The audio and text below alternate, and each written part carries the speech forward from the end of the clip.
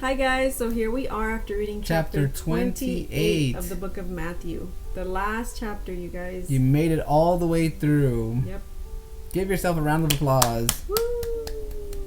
Alright. No. Okay, so you go ahead. So for me was the resurrection story and when the angel appeared to the Marys. Which I always thought just that name, that such a common name that all these ladies had back then were Mary this and Mary that. It's still the same today in the Mexican culture. Oh. Everyone's a Mary. So just as they were able to keep track of those Marys, you're able to keep track of your Marys. Yep. Okay. So for me it was verse 6, and the angel was speaking, and and the angel says, "He is not here, for he is risen as he said." Just that beginning part. He's giving the message to them, and he's telling them that Jesus said this, that he was going to be resurrected. It wasn't something new that just would have caught them by surprise. So the angel was trying to bring to their memory the words of Jesus. And then he goes on to say, "Come see the place where the Lord lay." Just kind of, if you don't believe my message, let me show you. Let me prove to you that his tomb is empty. And it says, "Go quickly and tell his disciples that he is risen from the dead, and indeed he is going before you into Galilee. There you will see him. Behold, I have told you." And just that part too, that the angel was already telling the Marys that Jesus was already going to go and appear to them, but he wanted them, these women, to give the message to the rest of his disciples. Which, back then women were considered second-class citizens.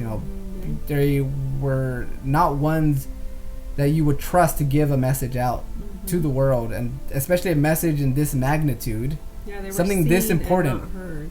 Yeah, something this important, but yet God trusted in women, which should teach us something about how we see women too.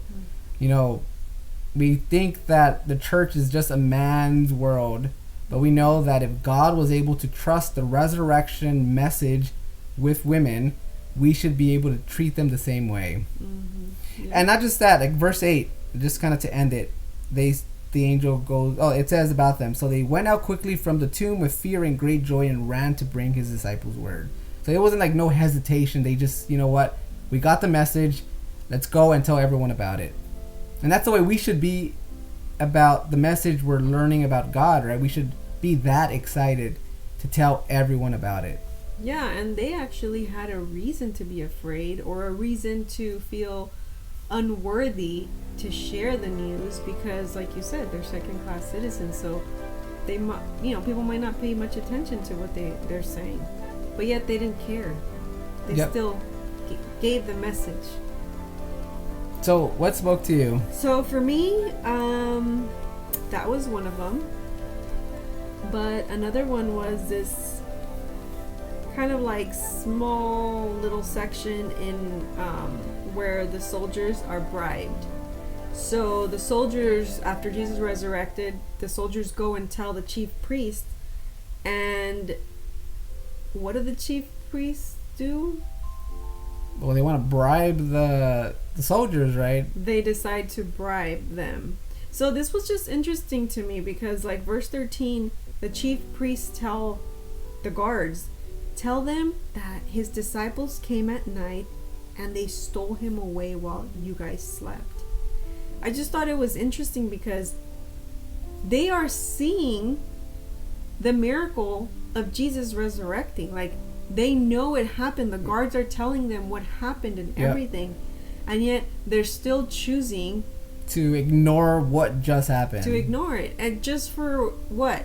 For the purpose, for themselves, for a selfish purpose. Just so that they can still maintain their positions and they can still be, who they are to the people. And I just think it's just, we should, like, when the evidence is there and they chose to ignore the evidence. Yeah. So I feel like we have to think about, what little things from the Bible maybe are we ignoring, or things that people tell us, maybe just to help us, that we're ignoring in order for us to keep the same position in whatever it is our same identity, ourself. there you go. We don't want to lose who we are. Exactly. So we should just be aware of that. I just thought that was interesting. And then of course, we both highlighted kind of towards the end the last thing that Jesus says, right? The Great Commission. Mm-hmm.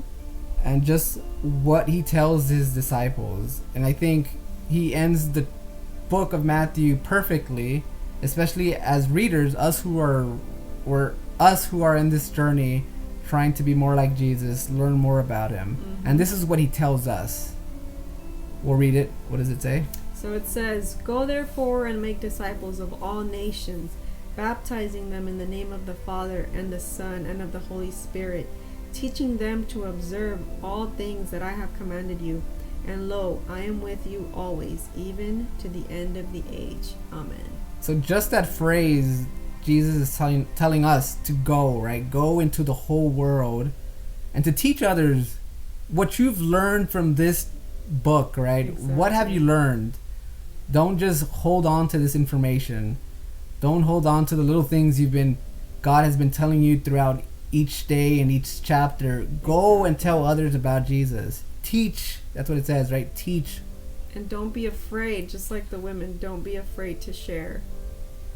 And Jesus gives us a promise, right? That he's going to be with us always until the end of the world, right? Until the end of the age. Mm-hmm. So you should never forget that you're not doing this alone, that God is with you. Mm-hmm. So that's it for today, guys. But we have one more video coming up tomorrow. So tomorrow we're going to recap just the book of Matthew, what spoke to us throughout this whole month. Maybe there's a favorite verse that stood out to us that we didn't mention. Or some closing thoughts. So hopefully you could join us for one last video. For now. And we will see you tomorrow. God bless you guys. Bye.